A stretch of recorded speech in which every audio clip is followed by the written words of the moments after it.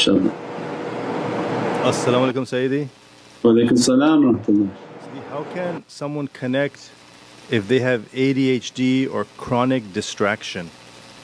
That you have to ask the AI.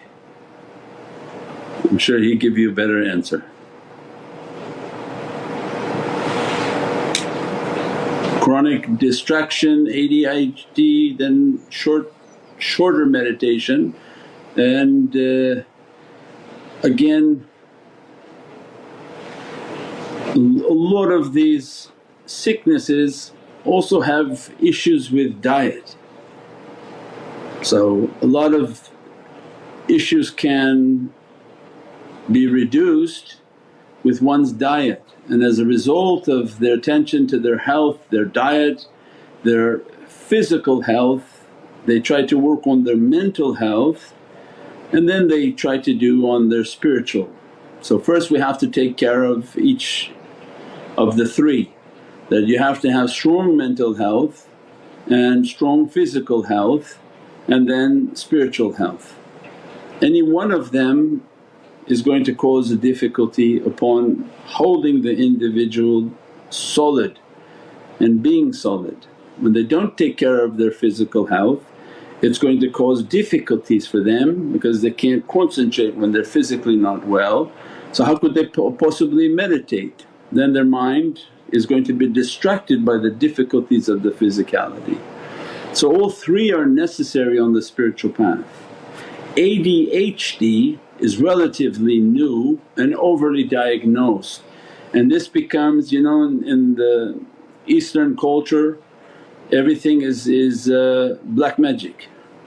If you don't do good in business, it's black magic.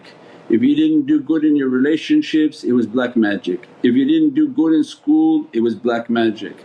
The equivalent of that is ADHD in the West, and give all these kids medications and overly prescribe medications to people.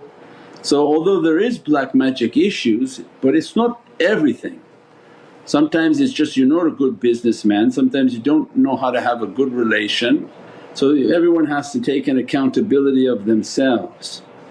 And these other sicknesses in the West may have a lot of issues with food and dietary issues.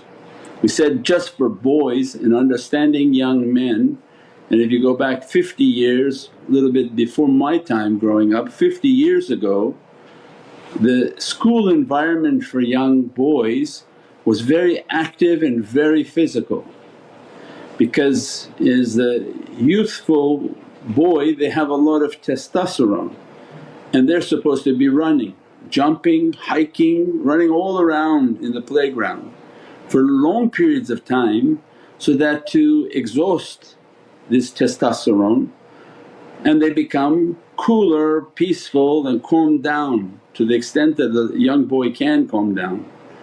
But now you change that, in which very little playtime and a lot of sitting around with other female students and sitting in circles and trying to read books and doing non-physical activity, and the two genders are not the same. And as a result you see these boys, they move and they pace and because there's too much energy in them and you're trying to sit them down. So this is something I think a lot of this has been imposed upon again by these communities and societies, and that they could diagnose them and give them a medicine where they're like a horse that should be set out and running, and that they would burn off this energy. And this is the way Allah has created them, to be a hunter and gatherer, not to sit around in a circle and talk about emotions. This is not for a boy. So a lot of this has been imposed upon them, then their diet and their food and the sugars and everything that the society has given as a food source exasperates the sickness and makes it even more difficult for them, inshaAllah. So good diet, a healthy diet, lots of exercise, lots of energy, and the burning of energy inshaAllah should help them to return to a even situation inshaAllah.